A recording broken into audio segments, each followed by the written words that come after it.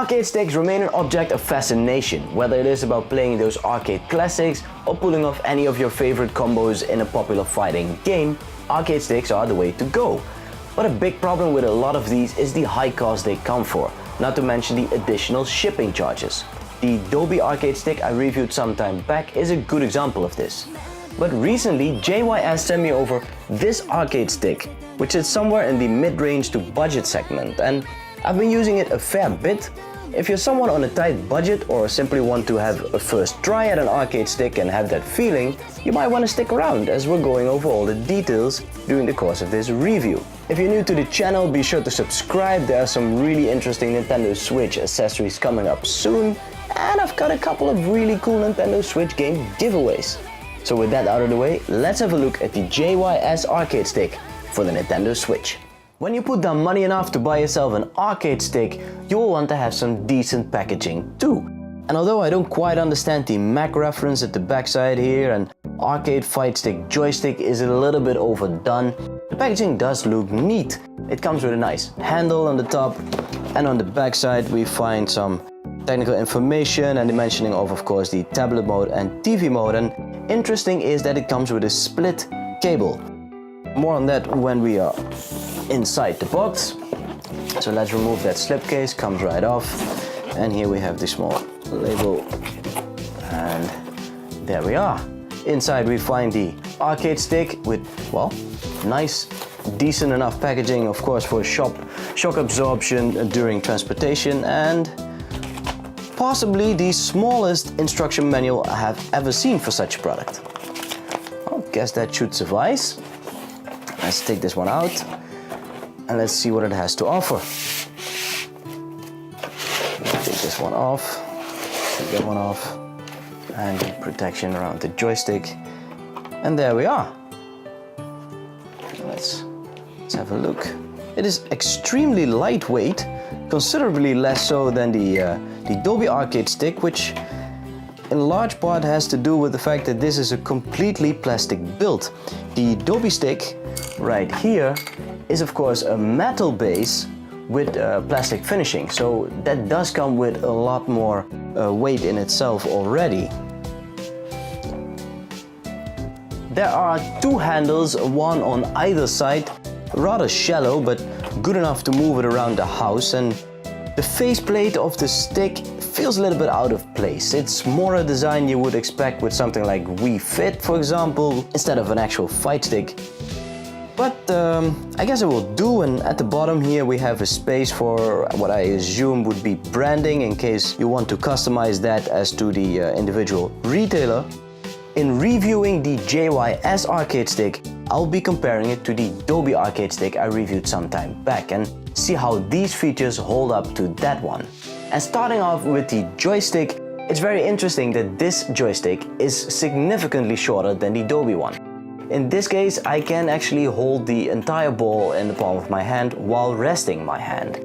The Adobe stick is a lot higher, so in this case you can push that joystick a little more, whereas in the case of the JYS Arcade Stick, you can actually hold that ball and make little different movements. And the first thing you'll notice with this joystick is that it is placed in a square restrictor gate, which means when you're rolling your joystick all the way to the edge of that restrictor gate, you'll be hitting those corners, like so. So if you have a rolling combination, you might want to stay inside the restrictor gate, at the heart of it, which is significantly more difficult. Now the Adobe Arcade Stick has a round restrictor gate, so there you have a lot more freedom of movement and it's easier to execute some of those half circles or quarter circle combos. However, a big advantage of the JYS Arcade Stick over the Adobe version is the way to switch between the various functions for the joystick.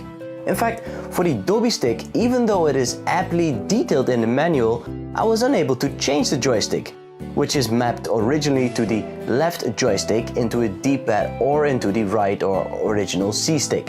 In the case of the JYS cabinet, it couldn't have been simpler.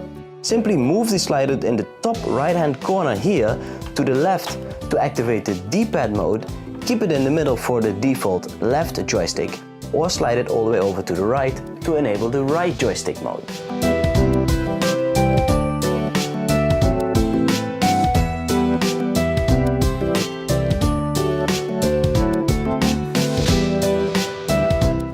buttons are spaced out quite decently, although the last button in both rows should have been placed a little down so as to reflect the natural position of the hand with the pinky coming down there. So you have to adjust your position just ever so slightly, something which has been thought about carefully in the case of the Dobby stick, where it's just easier to connect with. Pressing any of these buttons feels just like what you can expect of an arcade stick. Although compared to the Dobby stick, these buttons do feel cheaper, having less dampening, therefore producing more sound and overall just a less polished finish. But in both cases, the button naming should have been adjusted to the Nintendo Switch's naming, especially the LR, ZL and ZR buttons.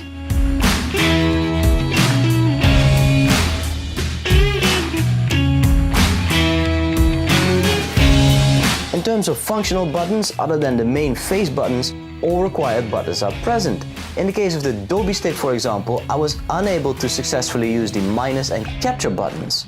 Perhaps it should be updated with a new firmware patch, or simply the support for multiple gaming platforms stands in the way.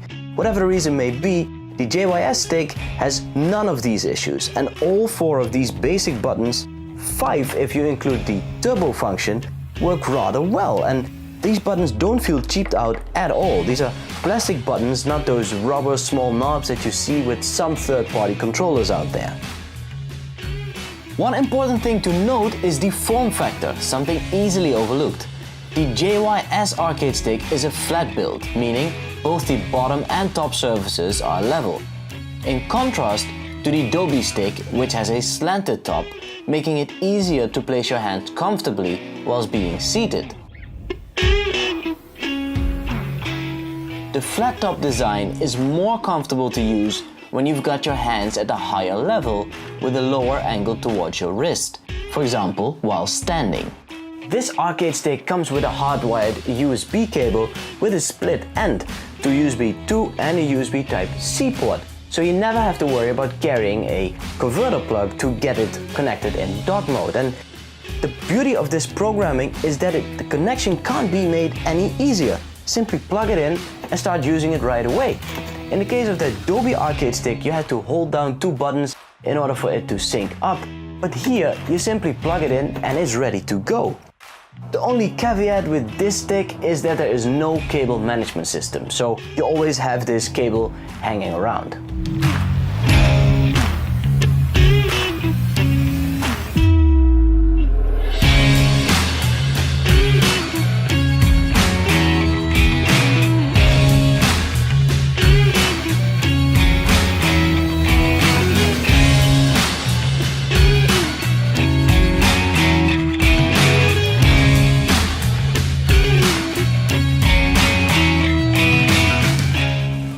Probably the best way of putting an arcade stick to the test is by playing a good old-fashioned fighting game.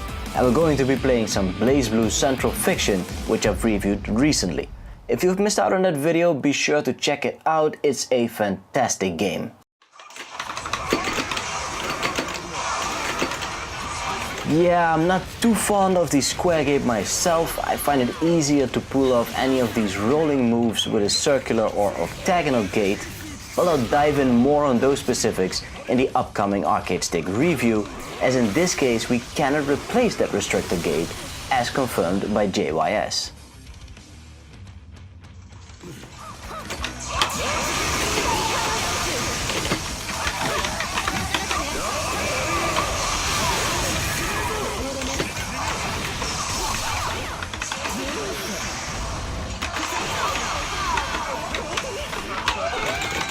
One issue I have with this joystick itself is that the ball loosens quite easily, so I have to screw it back on a little more often than I would like to. Now let's try out that turbo button. Yup, seems to be working alright.